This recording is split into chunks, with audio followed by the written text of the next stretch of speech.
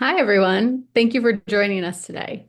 I'm Jackie Fekeci, and I'm excited to kick off the second webinar from the AI Security Council. And as background for those joining us for the first time, the AI Security Council brings together security leaders and experts from various organizations to help tackle the challenges and discuss the future of AI-powered cybersecurity.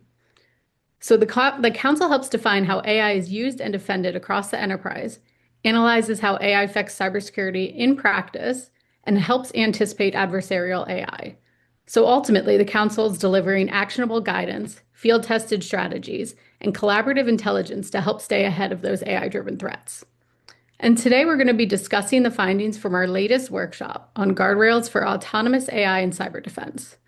I'm really excited to be joined here today by Chris Kirschke, who moderated the workshops, and three other participants, Richard Marsden, Matt King, and Rob Emmerson.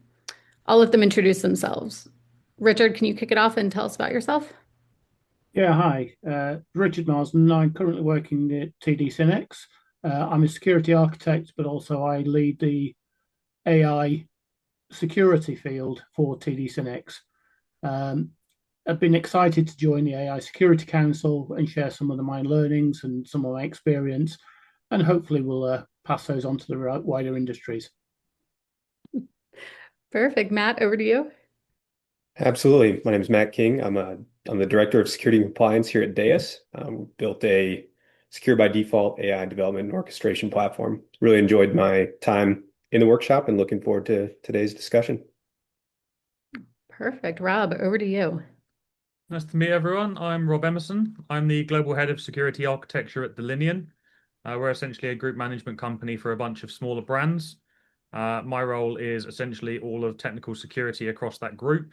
And that means we obviously help our brands accelerate their AI initiatives and ensure that they have the appropriate guardrails and safety in place to operate securely. Perfect. Last but not least, Chris. Hey, Chris Kirschke, I'm field CISO here at Tuskira. I lead our pre and post and act as the voice of a customer. I lead our AI Security Council, and look forward to this, as always. Perfect. Well, before I turn it over to you and we jump in, just a few quick housekeeping items. We'll make sure to save some time at the end of the discussion and take a handful of audience questions. So just make sure you're submitting your questions throughout using the Q&A feature at the bottom of the window.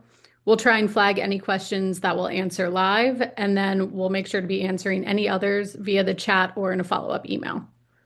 So with that, Chris, I'll turn it over to you to help uncover the findings from the workshop. Yeah, so let's start off with a question here for the panelists. This is something that was very interesting because AI obviously has a lot of power and a lot of opportunity, but also a lot of risk.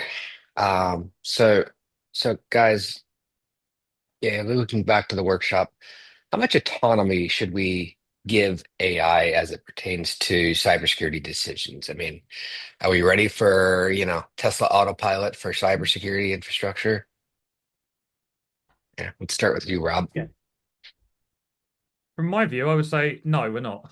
I think the key way to doing AI is to make sure that you're starting small, that you understand how the AI is going to operate, what the expected inputs and outputs are of that system. And it really comes down to the overall risk appetite of the business and what they're trying to achieve with that AI. I think a lot of businesses at the minute are trying to just get something with AI on it without fully understanding its use cases, how it should be used, how it should be secured, and essentially the risk factors that go into using it for that purpose. So I would really say risk appetite of the business and ensure you've got appropriate guardrails in place for it. Richard? Yeah, I think today, no, we're not ready for full autonomy. I think really the question around autonomy is actually having that capability to understand what do you want to automate, how do you want to automate it, and how far are you going to let the AI go? Back to Rob's point about risk.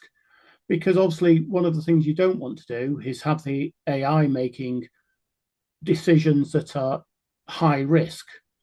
You want it if you have low risk activities, low impact activities, so things that obviously you can back out of easily that a level one analyst would do. Yeah, by all means, try AI automation there. But it's the old mantra, it's a crawl, walk, run. I think at this moment, we're all in that crawl space. Try it, see what it does, and watch out for those hallucinations because it could do something that's unexpected. And that, Yeah, something you mentioned there, Richard, I thought of was when you said roll back or back out of. I think that that's a big point. Anytime we start dealing with high risk or high impact actions, I think it's less reversible. It's not something that we can just flip back and recover from. So if we have something where drastic configurations are made or it's going to require extensive human interference to kind of roll back, then that to me is something that we're not quite ready for. Not that we can't get there, but another way of kind of gauging what we can do is just make sure that we're rolling out these systems with a proper test window. Gain that trust, and after a period of testing, not that we're going to be 100% confident, but then we can look at kind of bumping up the level of autonomy. so if you're going to allow AI to operate autonomously, and who owns the wrong decision when either that hallucination or bad reasoning occurs, and then that change is made or that the impact is felt from your user community?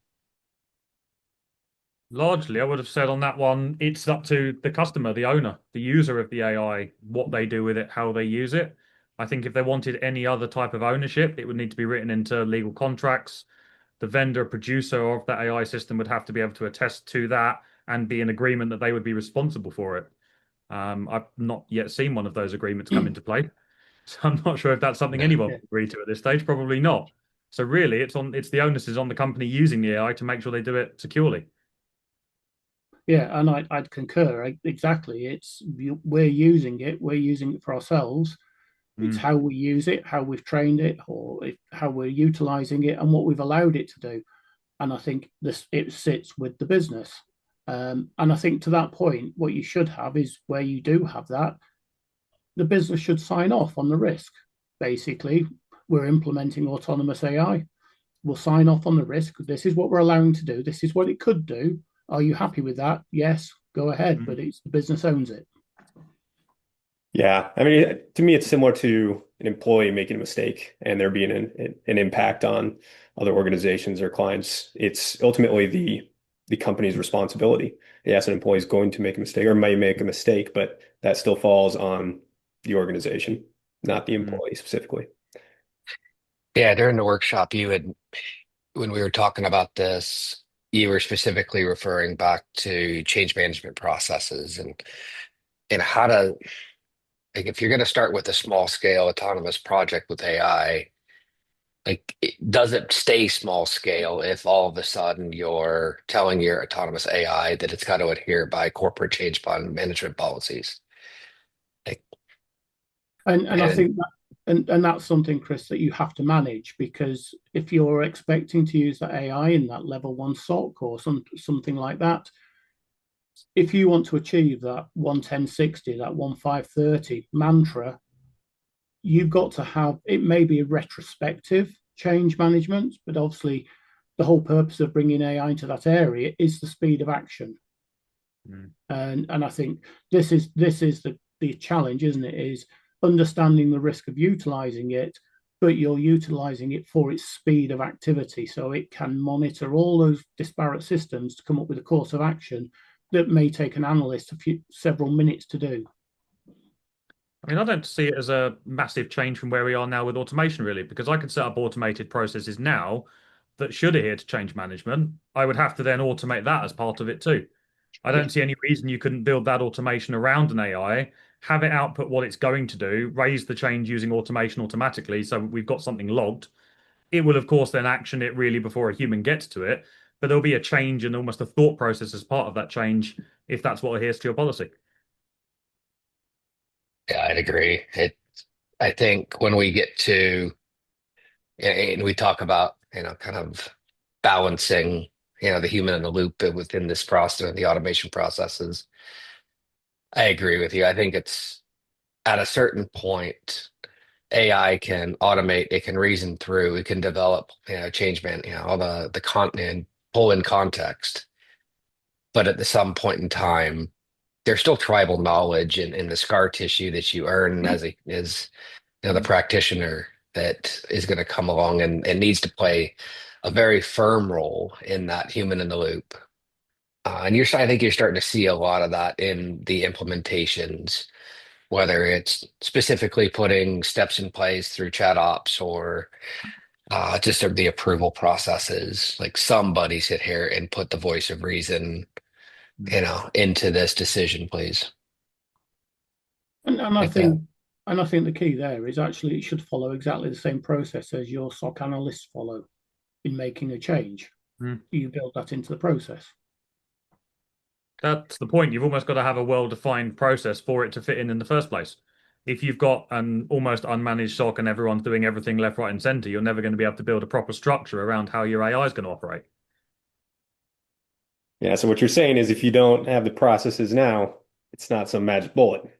Yeah. No, AI is not going to solve that for you. It's going to make it worse. Yeah. So we're kind of starting to move into the next question, which is balancing, how to balance automation, human expertise, and the oversight frameworks. But I how do each of us envision that kind of forming it? I mean, like we all come from different sized organizations. We've all got experience across different sized organizations. Some of them have been, extremely process centric. Some of them have been a little bit more engineering focused and automate yourself out of a job, please. You know, how do we foresee that kind of in developing over the course of the next year, year and a half within our organizations? I mean, I see a lot of our brands at the minute trying to move towards AI-based solutions, either for core workflows or for add-ons to existing offerings for customers. I mean, really, the way is almost what we described earlier. It starts smaller, make sure things are isolated, make sure guardrails are in place so that if a wrong decision is made, it isn't a large blast radius that takes down sort of core existing products that your customers are paying for. Almost, if you can make it optional that if it went down, it's not going to affect everything else. Equally, if you're building a massive process around it and you're building your entire company around it, you almost better have some very good backups, some very good versioning, and yeah, make sure you've got enough security in place that you can operate if the AI fails to do what it should do. But I also think to that, Rob, is the other piece is actually having a well-defined scope for the AI. Is that actually when you actually work at what the AI is going to do, you have a very defined scope, so you know where it's going to be, so it doesn't go and mushroom into other areas. Because the better you define that scope, the higher chance you have of having a successful implementation of an AI. Yeah, scope not just in terms of purpose, but also level of access and privileges. I mean, some of the best guardrails are just giving it all that it needs and nothing more. And if you need to have that sort of pass off to another agent or autonomous system that has escalated privileges, then you can isolate those actions to the associated roles. I think that defining the scope and focusing on AI-based tools for speed and consistency, and then having separate roles for human in the loop or human processes that are more focused on kind of intent or handling exceptions. I think when we start to get into new controls or new scenarios that we haven't seen, that's definitely an area where you can maybe have some AI information or pre-populate some of that work. But I personally think uncharted territory ends up lending itself best towards that human analysis. I will say it's almost like we're going to be expanding an existing problem we already have around least privilege and scope creep and people having too much access. The problem with giving a user too much access, they'll probably never notice and probably never do anything with it. If you give an AI access, it very well might use it whenever it feels like it.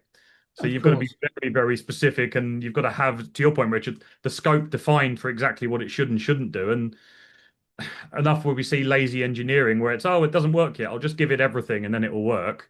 We've got to make sure we don't do that specifically with AI systems. Yeah, if I go back to our first workshop, the overwhelming tone and outcome of that was AI is going to force the security debt and hygiene, because at the end of the day, this is always going to come back to the same things that we've been trying to get done for decades, which is principle of least privilege and principle of least access. AI needs the same thing that you would give any one of us. Do I need access to the HR, portal or the review system? No. Yeah. Do I need it for my review and for my employees' reviews, but not for the company? And it goes back to that, I think. But you're right. It'd be interesting. I see it. Go ahead. It might even be more intense, for lack of better terms, than that, because right now, if somebody needs to do their job, they need access to certain systems. But we can, if we think about a workflow or an AI workflow being broken into more specific chunks, and it seems that there's a trend towards giving smaller, more direct tasks and potentially even using smaller language models, because you're going to get more consistent results. So when we think about that, now there might be even more granular privileges for a subtask within a larger workflow. So it's going to require more time and energy to properly scope and configure those roles-based controls. And that moves into the world of non-human identity management. Yeah. Yeah, it's interesting. I think that also takes us back to, not pining to the security architects on the call here, but I think the role of security architecture and the development of those patterns needed both for the data access, the data feeding the beast of AI, with the right data, the architectural patterns around data access, and then the identity patterns are going to be critical as far as accelerating the adoption of AI. I mean, I look at, I work on the agent standards. I work on the MCP 6 pillars. I work every day inside of, AI security.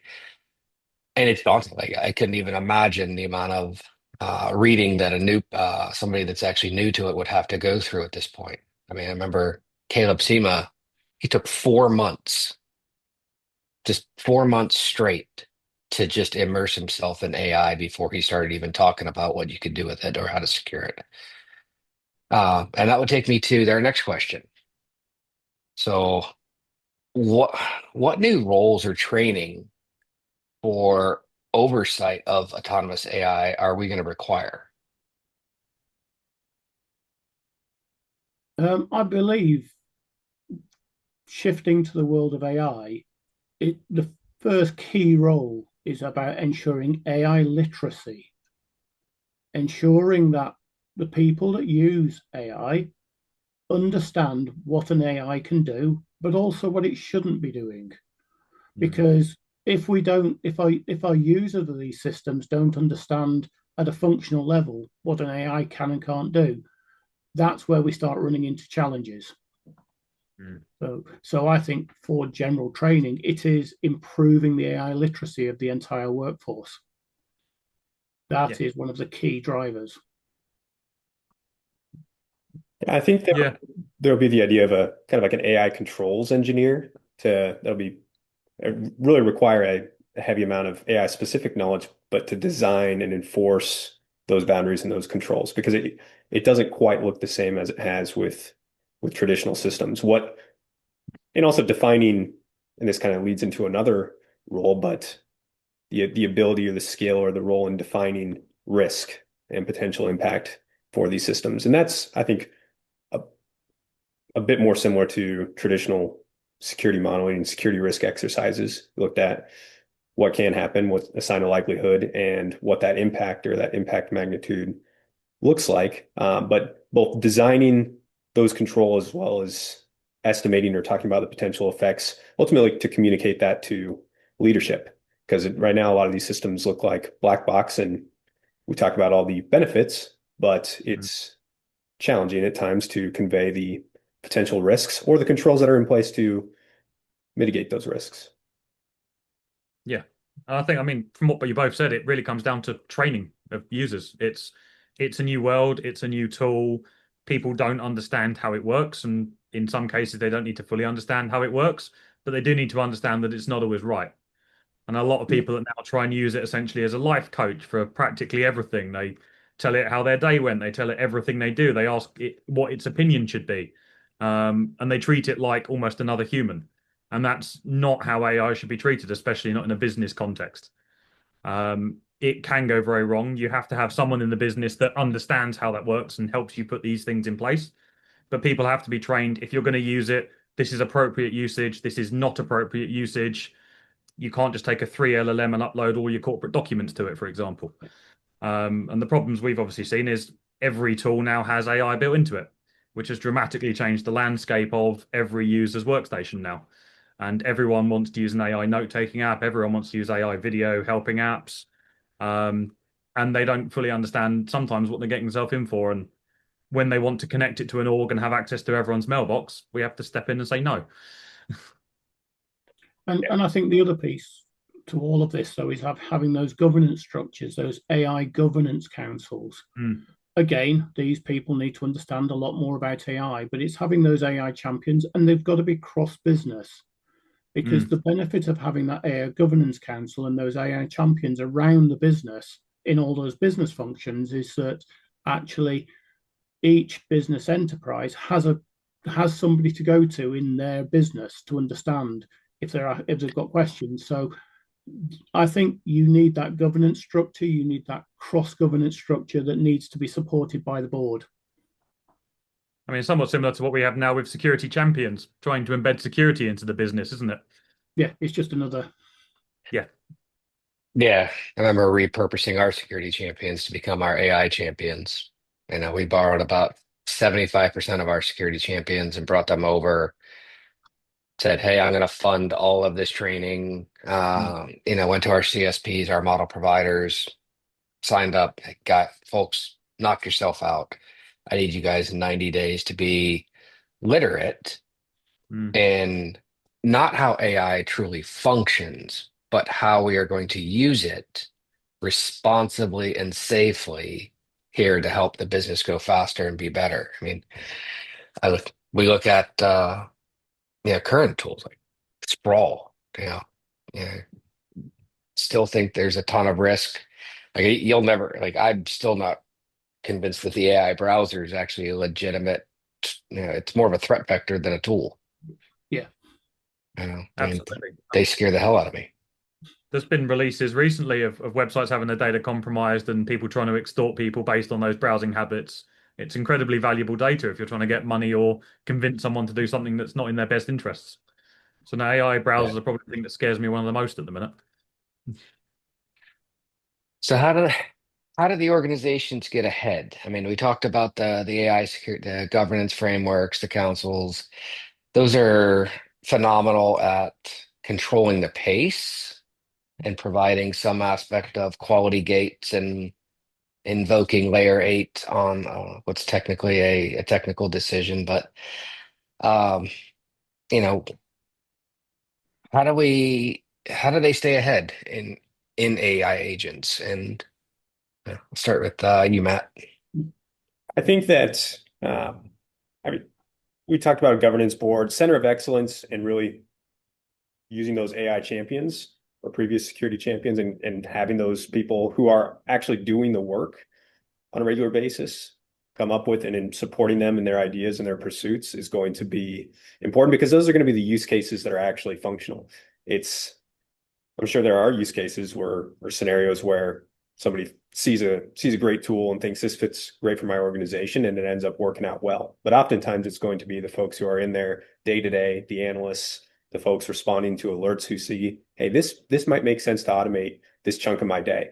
And also from a business standpoint, really supporting that initiative is to free up you as an employee to pursue other greater and better things. It's not to take that piece of your job away. It's to make it so that you can do more and learn more. And I think that's a key initiative that some organizations that we're working with have done well, and they're meeting frequently. So they're very, very frequently fielding these requests or these ideas. They have a quick process of kind of moving that up the chain to get some sort of proof of concept. And then they're also objectively evaluating and quick to shut down things that they don't have sunk cost fallacy. Just because you spend a month trying to roll something out, if it's not going to work, Don't look at the month as lost time. Look at it as a couple months save time, not sticking around with it. Yeah, I think more human in the loop. If you don't already have good security architecture review processes, get them in place for this. We have a program here at Delinian where we partner with our businesses and our brands. We work with them on what their AI initiatives are. We help to secure guidelines and boundaries around those. And to your point earlier, Richard, scope, it's what's this supposed to do? How's it supposed to work? How do we give this least privilege, least access to every piece it's going to touch? And then test it on the small sample set, make sure it works. My worry is that getting out of hand. At the minute with small scale, it's okay. It's more as larger parts of the business try to do it all at once. It becomes harder for security architecture teams to keep up. So it's really developing, I suppose, frameworks and guidelines around that that can then sort of be distributed while still having touch points with us for actual reviews before go live. And I suppose, yeah, different companies approach this different ways. Obviously, TD SYNNEX has launched Destination AI, which is its way of working with its downstream partners to try and influence how AI is produced, how AI is worked. But the other piece that I think we're just discussing is obviously regulation of AI. And regulation of AI is a minefield today. It is challenging. The world is trying to legislate on AI. The genie's out of the bottle. It's now the question mark is obviously how do we keep abreast of all that changing legislation? Obviously, big global corporations, TD SYNNEX operates globally. We've got to be aware of every single piece of legislation to do with AI that comes up in the world. And the answer is, how do we do that? Well, we use an AI to actually search the web looking for new AI legislation. Ironically, a perfect choice.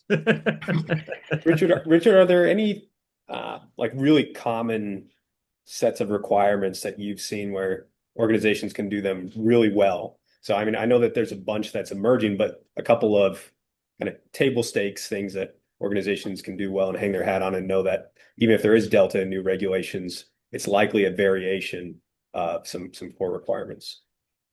I think the ones that I've really seen, it's the European AI Act. That laid some very specific guardrails around different levels of AI. I think everybody that works with AI should be aware of that act, because I think that list from sort of low risk through to high risk and critical risk stuff. If you're doing anything in that critical risk and that involves facial recognition and things like that with AI, you need to be really, really careful.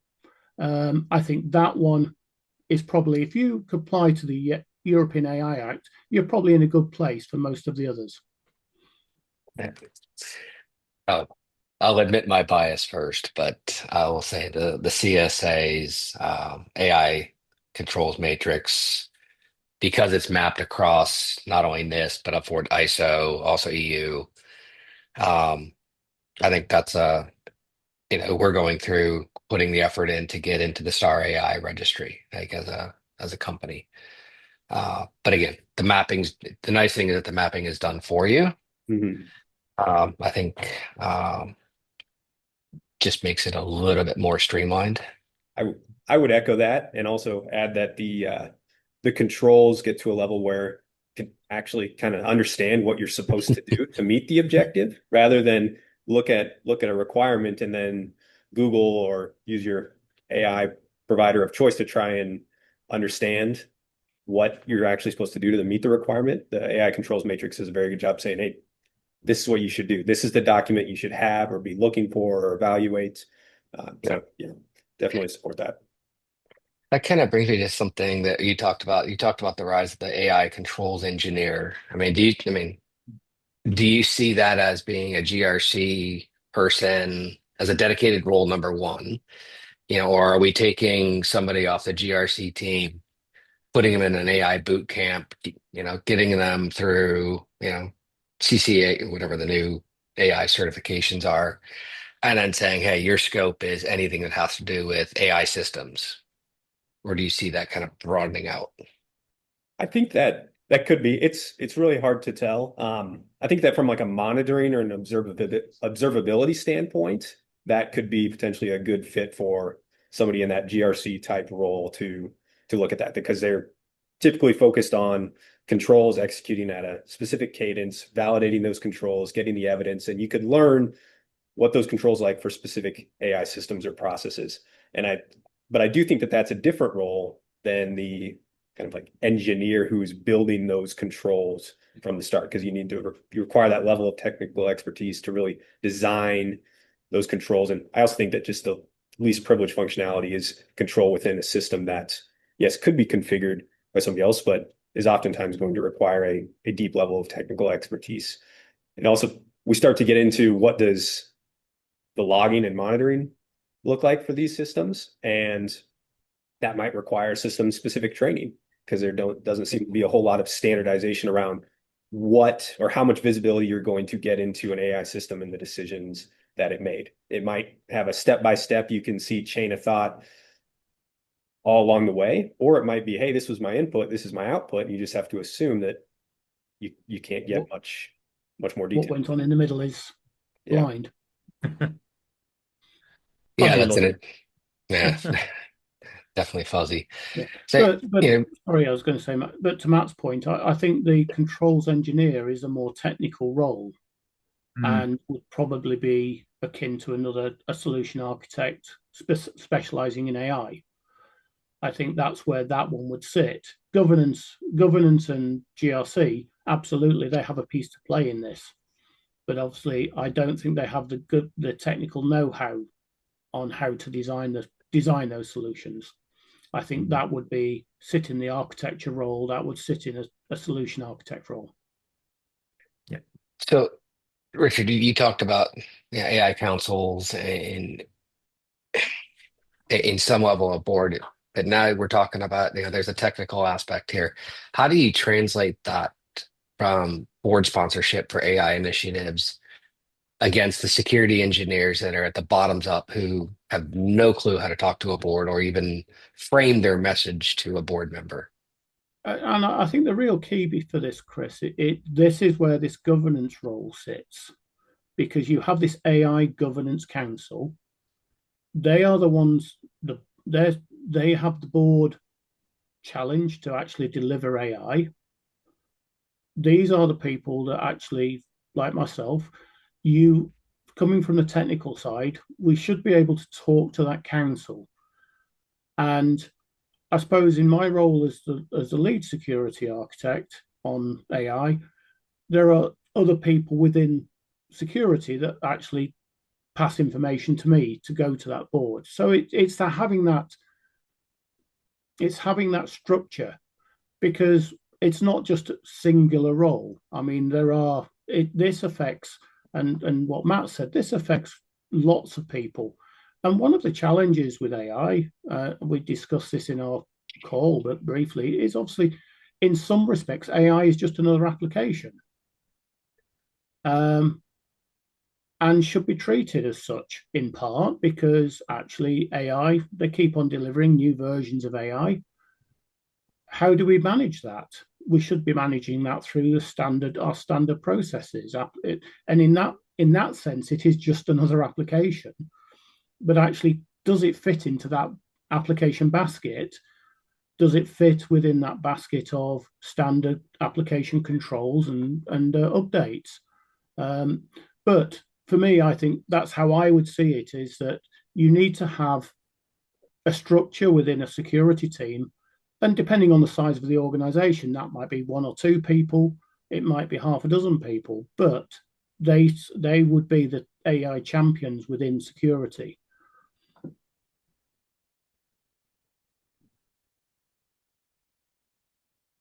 Interesting.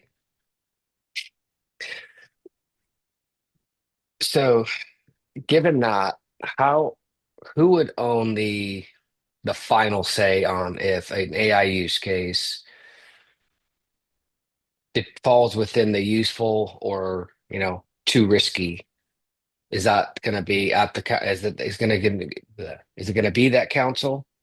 Is it going to be the person submitting? Is it going to be the board at the end of the day? Saying. From our side, it is that governance council has the go, no go. And the important thing, and I think Rob, you mentioned it earlier, is that governance council in its role as governors should be tracking where we've approved an AI solution.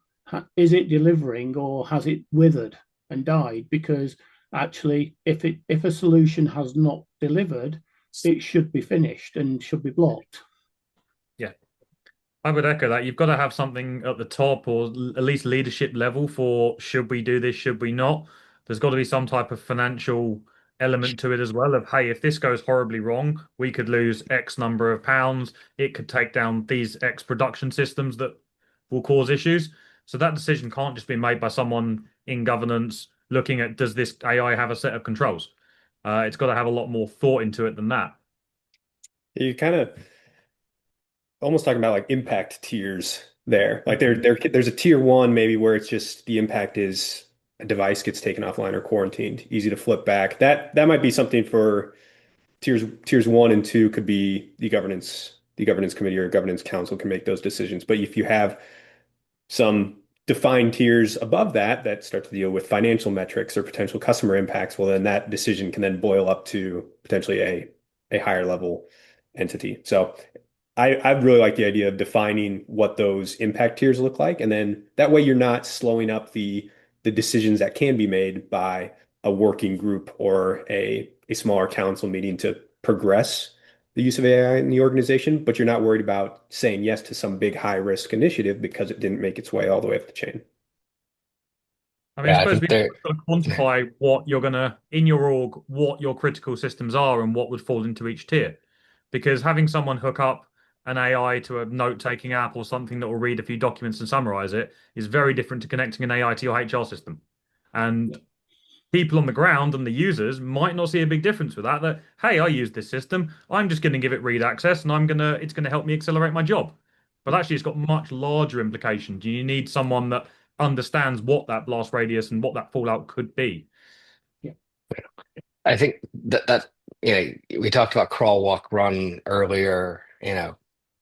I think marrying those impact tiers, the BIA ratings that we're already doing for systems and applications, and I think that would actually present a unique opportunity or a framework for moving out of that crawl, any initiative out of the crawl phase into the walk phase and defining that. I think the governance framework around that or criteria for moving would be actually I think it's a good way of looking at it. I think it's unique in that, almost have your board dashboard of AI initiatives that are in crawl phase, and where the walk phase, what's moving, who's getting ready to run, what the impact tiers are for each of those, and then, marrying that off with some, either ROI or, ROE, return on efficiency, that would be, I think as a security leader, as a CISO or as a CIO,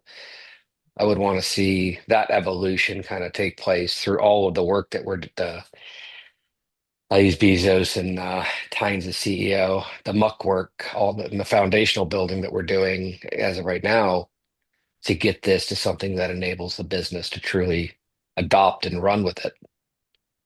Yeah. I think actually Richard made a really good point a minute ago that needs to be probably re-emphasized that normally when someone brings you an architecture diagram and you start talking through what they're going to do, you get it to the point where it's production ready, you approve it, we're all good. With AI, you actually need to go and revisit that. You make sure you have those checkpoints. Is it still performing? Is it still making decisions how we think it will? Are there any outlier decisions it's made that we weren't expecting it to that you wouldn't typically maybe get from some automation systems? So we actually have to almost approach the architecture piece in a different way and actually make sure we have re-reviews and we revisit these systems as well. And obviously to that is that risk of that drift of its decision making. It does it drift into a bias? And this is not something you'd normally talk about an application having bias, but obviously we do talk about AIs having bias. Have we given it information and it started to make a biased decision? Yeah. And also new models come out all the time. Are you at fixed versions of models? Are those models going to be around for an extended period of time for your use case? If you're going to migrate from one model to another, how do you do that? Obviously, sandboxing, scope creep, and making sure you test kind of simulated clones of each other is probably a good way of doing that if you can. But it's not a problem we have to factor in inside life cycle. Speaking of scope creep, I'm going to do a quick check with Jackie here on time creep. No, perfect. Actually, you all did the transition for me. Some of the questions from the audience touch on one of the last questions that you just asked, Chris. So if we're talking about that crawl, walk, run phase, if someone's in the crawl phase today, what would need to be true? And that's both technically and organizationally before you'd feel comfortable moving to walk. And Richard, since you were the first one to kind of give that analogy, do you want to kick that question off? Yeah, of course. I think for me, it would be validation that performance is working as advertised, that results are as advertised, and that we have enough information to say that in this situation, it's giving consistency. Now, obviously, that's one of the things that AI is challenged with is consistency. But I think if you have evidence of consistent running without significant error, then I think that's when you can, and have all that documented, then that's when you can move, to me, is start to move to that next level of more autonomy. I would probably echo that, and I would add on to there of penetration testing essentially as well. So can you damage the model? Can you damage what that AI was supposed to do? How good are your defenses if a poison document or some type of poisoned information got into that model? What would it do? How would it react? Do you have those guardrails in place as well?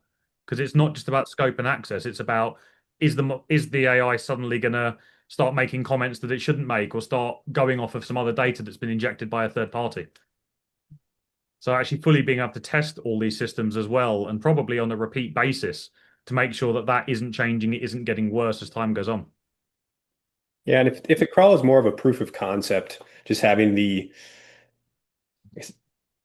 roadmap and the controls that will be implemented to move from that crawl to the walk defined before you make that jump to that next step. So if you've given it a really limited scope of permissions or access, but in order to really unlock the next level, you're going to have to add more. Just make sure that it's not just a bigger proof of concept or a more expanded proof of concept. It's a well-defined, this is the access we're giving, this is why, before you look at really making that jump. Perfect. So are there any early warning signs that teams should look for that really indicate an AI system is drifting or becoming unreliable before it starts to cause a real impact? Rob, you want to start with that one? I suppose it depends on how much you're monitoring the AI. If you are able to see inputs, outputs, trains of thought, etc., having reviews for any outlying decisions would obviously be quite a key way to determine if there's been any drift in that model. To my point a second ago, feeding it malicious or modified documents to see what the outputs of that would be. How far could the system drift if given this unexpected input? It's quite a good way of testing it. I suppose I can't remember who mentioned it earlier, the point about finding the right size model for the right decision as well. You don't need a massive model with lots of context if it's going to do one small, seemingly almost repetitive type task. You can scope that appropriately so that it only has what it needs. I think that a potential way to really design systems in a way that support those early warning signs are to have the more kind of workflow step approach rather than just input and output. Because if you're just looking at this was the input, this was the output, and a lot might happen in the middle there, it's hard to really evaluate the outputs for changes because there's likely a larger discrepancy there because there's more available paths within that system. But if you have kind of step 1, step 2, step 3 that are all doing more focused tasks within that AI system, then you're more likely to be able to identify deviations at step 1 or step 2 or step 3 rather than just the output entirely. But I think the key here is about delivering those KPIs, those metrics, because it's in those metrics and how you gather those metrics and show those metrics that you'll start to understand, is there something delivering, starting to move its success. I think it is those metrics are key, and those metrics have to be defined by each system. We're also kind of making an assumption here that we are monitoring it, which is critically important, but not necessarily a given. So what does that monitoring look like? Maybe it's a human in the loop at every single or at a critical step in a workflow. So there's going to be a human there every single time. Maybe it's some sort of sampling where it's every X amount of runs or X amount of days we go in and we evaluate. So there does need to be that monitoring set of controls defined in order to even try to pick up on some potentially early warning signs. I mean, to that point as well, that might be your human in the loop, where you put a human in at every single stage, even for more menial tasks. But then as you gain that confidence, you then remove the human in the loop and keep them only for the more critical decisions. So it's a good way to get reviews at every single stage then. But as you, Rob, the other piece is that continuous testing. This is one of the things that you will never stop testing. Yeah. And even A/B testing as well. Give the models a little bit of different information, see how they react. If you're going to make a change to a model, have a clone of it. Make sure you're feeding something else to that. Do you get the same outputs? Do you get the same steps? Does it follow the same paths? Perfect. So bringing it back, you all touched on this at various points throughout this webinar, but one of the audience members is asking for a bit more clarification. So around accountability, if a company formally agrees to let AI take certain actions and accepts the risk, how should that decision be written down so that later on you can prove, whether it's the board, auditors, regulators, that it was a conscious approved business decision and not an accident or negligence? Matt, do you want to kick us off with that one? Yeah, so I would say that there are a couple of important things that would need to be captured in such an event, and it's the really the architecture around that system, what it has access to, what are the expected impacts. So that way, if that ends up changing, or maybe more access was granted and then that resulted in an event, then that's a different scenario than the system that we agreed upon, deployed, and expected to act in a certain way, behaving in a different way. So what is as for how it's documented, who acknowledges it, that's not necessarily my wheelhouse, but the things that I think need to be captured is this is the intended use of the application, this is the scope, this is who is monitoring it, or the sets of controls that are in place to limit the potential impacts that we've also defined and accepted the risk associated with those tiers, and that needs to be revisited on a regular basis. But we've also talked about change management. There needs to be a formal change management process in place. So if that changes, then that changes the acknowledgement, and it needs to be re-upped or re-acknowledged because that may impact the potential risk there. Yeah, to add on to what Matt said, I was going to say risk acceptance, but it's largely however your business deals with accepting that risk. As long as it's documented, as long as you've got the scope, the decisions, the outputs, and all the owners on board, and everyone's agreed and approved it, and that's documented somewhere everyone can find, largely that should be a good enough. But it will be each to their own. Yeah, and I think, Rob, perfect, isn't it? It is that risk acceptance, and the owner of the process has to accept that. This is where we go back to about who's responsible. The owner of that process is responsible. Well, not always. In some cases, it might be board members. It depends on what the process is supposedly doing. So you almost need tiered approvals for how risky the associated activity is. Yep.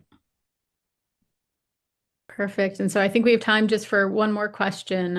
This is a good one.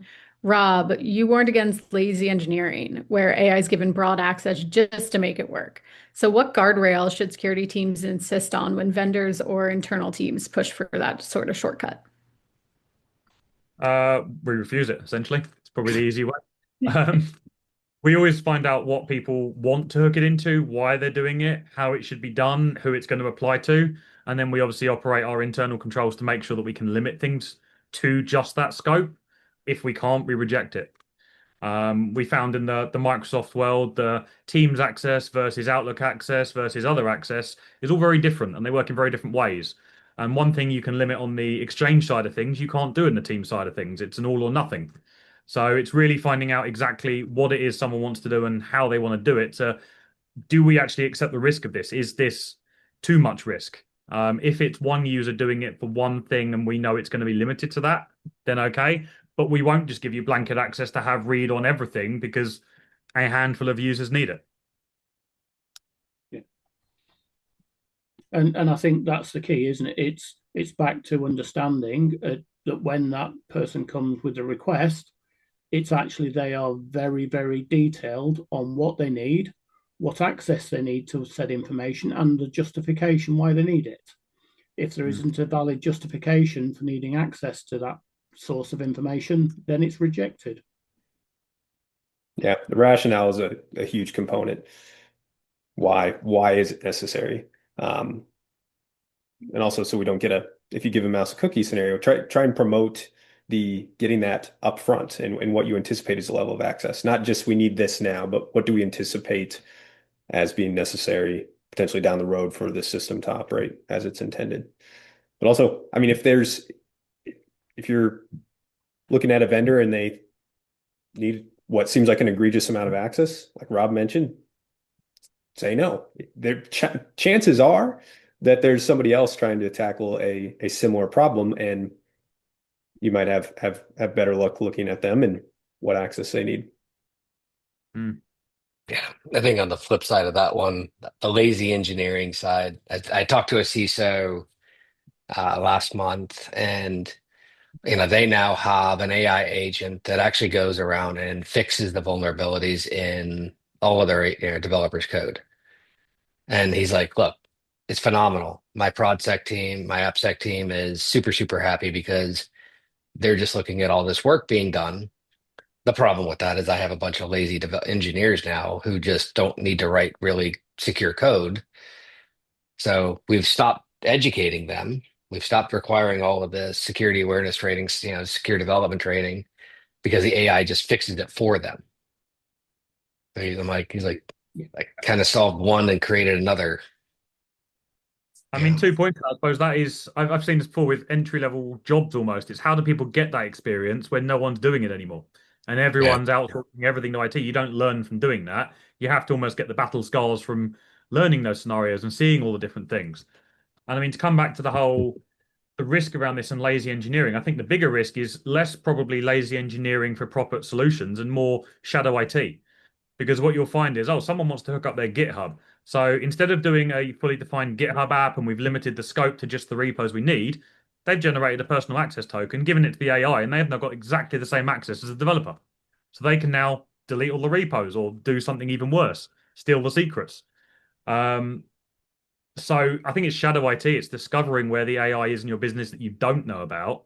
And that's not really yet been a topic of this, because this is more about what do we use stuff that the business wants us to do, not how do we find all the stuff that we shouldn't be doing. And setting the requirement that security is absolutely a requirement for success. So I think there can be a tendency to really push for a quick win and doing that at the expense of security because you really want it to work because this is your initiative or this is the thing that you're championing in your organization. So it's not success, and it can't be success if it's not done in a secure manner. And I think this in the AppSec world, there's always this about move security left, and I think AI is just another one where security needs to be at the inset. If you don't get security in at the start, then you'll struggle to get to at the end. Yeah. I don't think we want to be the department of no, but if you're brought in really late into the equation, then it's hard to be the department of yes. Yeah, that's the thing. We want to help with initiatives, but it's got to be done in a secure way. And if we hear about it at the 11th hour as you're going live and you haven't done the fundamentals, we're going to have an issue. Perfect. I mean, I think we could keep going on this and we might even need a part 2 for this webinar.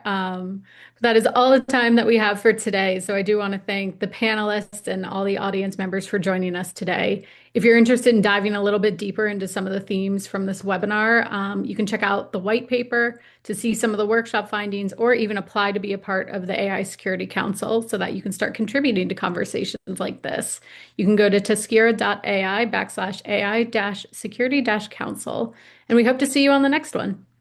Thanks, everybody. Thank you. Thank you. Thanks, everyone. Thanks all.